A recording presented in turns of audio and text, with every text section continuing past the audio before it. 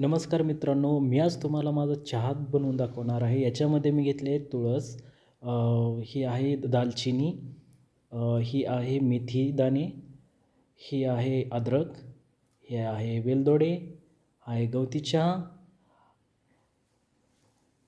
आणि तुळशीची पाने. तर ह्या सगळ्यांचं मिश्रण करून आपण एका पातेल्यात गरम करणार आहोत आणि नंतर गाळून घेणार आहोत आणि छानपैकी या चहाचा आस्वाद घेणार आहोत.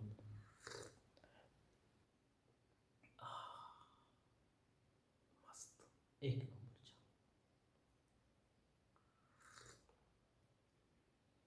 हा चहा तुम्ही नक्की करून पहा आणि मला सांगा की हा चहा तुम्हाला कसा लागला. याच्यामुळे तुमची रोगप्रतिकारशक्ती वाढेल आणि हिवाळ्यामध्ये तर हा चहा नक्कीच प्यायला हवा.